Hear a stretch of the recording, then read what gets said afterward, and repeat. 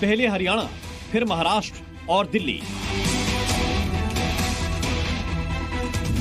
अब आरएसएस का plan 2B। Haryana, Maharashtra और दिल्ली जीतने के बाद अब बंगाल और बिहार चुनाव पर सबकी नजर टिकी है। बीजेपी के लिए दोनों ही चुनावी राज्य बड़ी चुनौती हैं, इसलिए अब संघ परिवार और बीजेपी एक्शन मोड में आ गई है।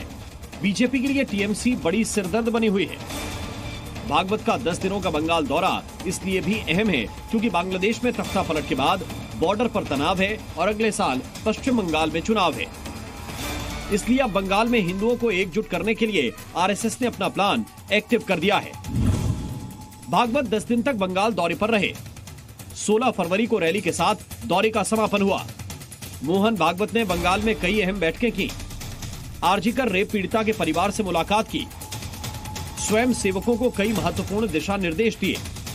साउथ बंगाल में दोगुनी शक्ति से सक्रियता बढ़ाने पर जोर दिया। ग्रामीण इलाकों में संघ को मजबूत करने पर फोकस किया। संघ क्या करना चाहता है? तो एक वाक्य में इस प्रश्न का उत्तर देना हो तो संघ संपूर्ण हिंदू समाज का संगठन करना चाहता है। हिंदू समाज का संगठन क्यों? क्योंकि इस देश का उत्तरदायी समाज हिंदू समाज है।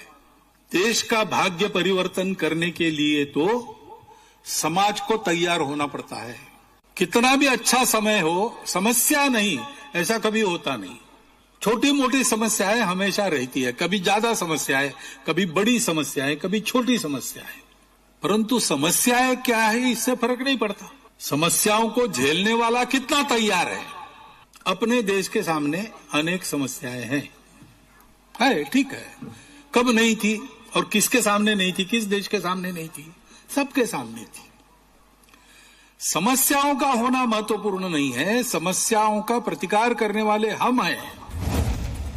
बंगाल में 2011 से ममता का राज है, लेकिन फिलहाल आरजी कांड के बाद ममता बनर्जी बैकफुट पर हैं।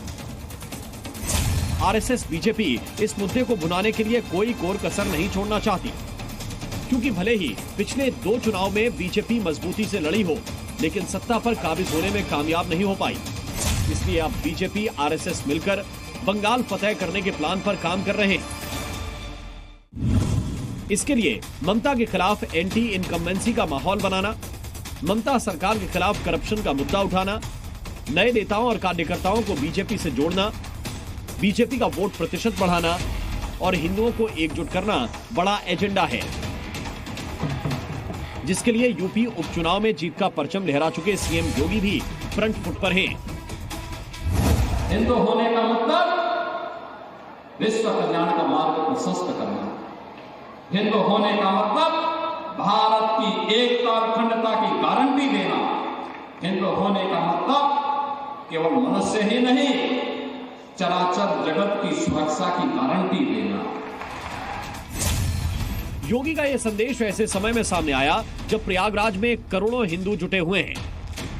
योगी ने कुंभ के जरिए सनातनी एकता का बड़ा संदेश दिया है, जिसका फायदा आने वाले बंगाल और बिहार चुनाव में मिल सकता है, क्योंकि बंगाल में ममता ने साफ कर दिया है कि टीएमसी बंगाल चुनाव अकेले लड़ेगी, किसी के साथ गठबंधन नहीं करेगी। ऐसे में बीजेपी के सामने मौका होगा कि दिल्ली हरियाणा की तरह बंगाल में भी विपक्ष में फूट का फायदा उठा सके, क्योंकि कांग्रेस और लेफ्ट साथ चुनाव लड़े तो ममता की वापसी मुश्किल हो जाएगी। दिल्ली में कांग्रेस का वोट प्रतिशत बढ़ा, जिससे आम आदमी पार्टी को नुकसान हुआ और बीजेपी की सरकार बन गई। कुछ ऐसा ही प्लान बीजेपी का बिहार के लिए भी है, क्योंकि वहां भी प्रशांत किशोर के एक्टिव होने से आरजेडी टेंशन में है। दरअसल प्रशांत किशोर ने बड़ी संख्या में आरजेडी नेताओं को अपनी पार्टी में शामिल करने के साथ ही उपचुनाव में वोट काटकर बड़े सियासी उलटफेर का संदेश दिया है। दूसरी तरफ नीतीश बीजेपी की जोड़ी पहले से विपक्ष पर भारी पड़ रही है। हालांकि देखने वाली बात होगी कि बीजेपी आरएसएस का बंगाल और बिहार का प्लान